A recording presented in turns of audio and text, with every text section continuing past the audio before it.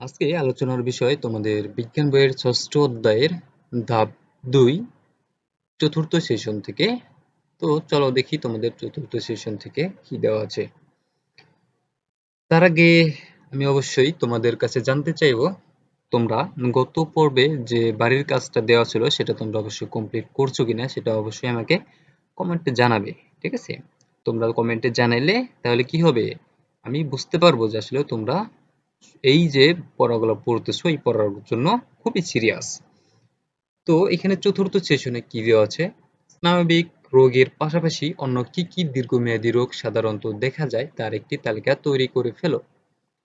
একটা তালিকা তৈরি করতে বলা হয়েছে। ঠিক আছে, তো এই তালিকাটা আগে করি, দেখি তোমাদের এই তালিকাটা কি হবে। ডায়াবেটিস, উচ্চ রক্তচাপ, ক্যান্সার, কিডনি সমস্যা, অন্ধত্ব, বধিরতা। তারপরে কি বলছে, তালিকায় নিশ্চয়ই ডায়াবেটিস রোগের নামটি এসেছে। অবশ্যই কি ডায়াবেটিস রোগটির নাম এসেছে। দেখো এখানে কি ডায়াবেটিস ১ নম্বরে আমরা রেখেছি। তারপরে কি, শিক্ষকের নির্দেশে দলে ভাগ হয়ে অথবা একক কাজ হিসেবে পরিবারে বা পরিচিতদের মধ্যে ডায়াবেটিস রোগী শনাক্ত করে এই রোগের উপসর্গগুলোর তালিকা করে নিচে লিখবে। ঠিক আছে, দেখো এরপরে কি দেওয়া আছে দেখি। ডায়াবেটিস রোগের উপসর্গ, এটা তোমরা অবশ্যই পরিচিত লোকদের সাথে আলোচনা করে লিখবে। কি কি উপসর্গ, ঘন ঘন প্রস্রাব হওয়া, তৃষ্ণা পাওয়া, শরীর দুর্বলতা, বেশি বেশি ক্ষুধা লাগা, ওজন কমতে থাকা, ক্ষত শুকাতে অনেক দেরি হবে, দৃষ্টিশক্তি কমে যেতে পারে, খোসপাসরা, ফোড়া ইত্যাদি হতে পারে। স্থানীয় কোনো ডাক্তারের কাছ থেকে তোমরা ডায়াবেটিস কেন হয় এবং এই রোগের প্রতিকার ও প্রতিরোধের উপায় কি তা জেনে নিয়ে নিচে লিখবে। ঠিক আছে, দেখো এটার উত্তরটা কি হবে। আমরা যখন খাবার খাই তখন আমাদের প্যানক্রিয়াস থেকে ইনসুলিন নিঃসৃত হয়। ইনসুলিনের কাজ হলো যে খাবার খাচ্ছি সেটার অতিরিক্ত গ্লুকোজ কমিয়ে দেওয়া। যখন ইনসুলিনের উৎপন্ন কমে যায় বা ইনসুলিন উৎপাদন হওয়ার পরও যখন কাজ করতে পারে না তখন শরীরে অতিরিক্ত গ্লুকোজ থাকে। সেই অবস্থাকে আমরা ডায়াবেটিস বলি। খালি পেটে যদি গ্লুকোজের মাত্রা ৭ এর বেশি থাকে আর খাওয়ার পর যদি ১১ এর বেশি থাকে তখন সেই অবস্থাকে ডায়াবেটিস বলে। এই ডায়াবেটিসের প্রতিকার কি, আটার রুটি খাওয়া, মানে রুটি খাওয়ার কথা বলা হয়েছে। ২ নম্বর কি, মিষ্টি জাতীয় খাবার পরিহার করতে হবে।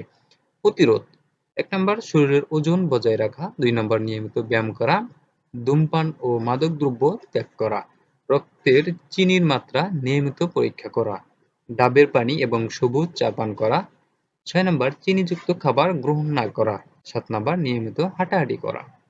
ঠিক আছে, তো এরপরে কি, স্থানীয় ডাক্তারের কাছ থেকে এবং ডায়াবেটিস রোগীর কাছ থেকে তোমরা কয়েকটি শব্দ শুনে থাকবে, গ্লুকোজ এবং ইনসুলিন, এটা কিন্তু আমরা অলরেডি শুনেছি। এই দুটি শব্দ ডায়াবেটিসের সাথে ওতপ্রোতভাবে জড়িত। ইনসুলিন এক প্রকার প্রাণরস বা হরমোন যা শরীরে শর্করা গ্লুকোজ পরিপাক নিয়ন্ত্রণ করে। অগ্ন্যাশয়ে যদি প্রয়োজন মতো ইনসুলিন তৈরি না হয় তবে রক্তে গ্লুকোজের পরিমাণ স্থায়ীভাবে বেড়ে যায়। প্রস্রাবের সাথে গ্লুকোজ নির্গত হয়। এই অবস্থাকে বহুমূত্র বা ডায়াবেটিস মেলিটাস বলে। ডায়াবেটিস সম্পর্কে আরো বিস্তারিত জানার আগে হরমোন সম্পর্কে আরেকটু ভালোভাবে জেনে নেওয়া যাক।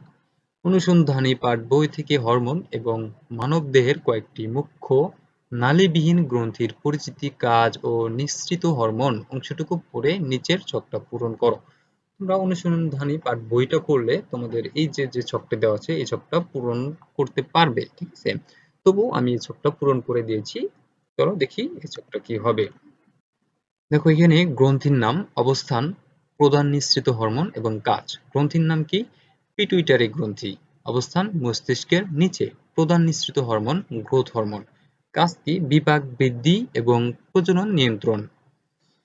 এরপরের কি, গ্রন্থির নাম থাইরয়েড গ্রন্থি, গলার শ্বাসনালীর উপরে এটার অবস্থান। এরপর কি, থাইরক্সিন হরমোন। কাজটা কি, বিপাক বৃদ্ধি এবং ক্যালসিয়াম বিপাকে সহায়তা করে। এরপরে গ্রন্থির নাম অ্যাড্রেনাল গ্রন্থি, কিডনির উপরে এর অবস্থান। Adrenaline hormone. কাজ, কঠিন শারীরিক ও এখানে চাপটা পরে হবে আর কি, হ্যাঁ এখানে একটু মিস্টেক আছে, তোমরা এটা বুঝে নেবে। কঠিন শারীরিক ও মানসিক চাপ থেকে পরিত্রাণে সাহায্য করে। তারপর কি, প্যারাথাইরয়েড গ্রন্থি। থাইরয়েড গ্রন্থির পিছনে থাকে এটা, ঠিক আছে? এটার অবস্থান থাইরয়েড গ্রন্থির পিছনে। প্যারাথাইরয়েড হরমোন ফসফরাস এবং ক্যালসিয়াম গ্রন্থি নিয়ন্ত্রণ করে। এরপরে সর্বশেষ কি? আইলেটস অফ ল্যাঙ্গারহ্যান্স, দেখি অগ্ন্যাশয়ের মাঝে ইনসুলিন শর্করা বিপাক নিয়ন্ত্রণ করে, রক্তে গ্লুকোজের মাত্রা নিয়ন্ত্রণ করে। এই ছিল তোমাদের এই ছকটি। তো আজকের ভিডিও এই পর্যন্তই। আমরা পরবর্তীতে ৭৫ পৃষ্ঠা থেকে শুরু করব।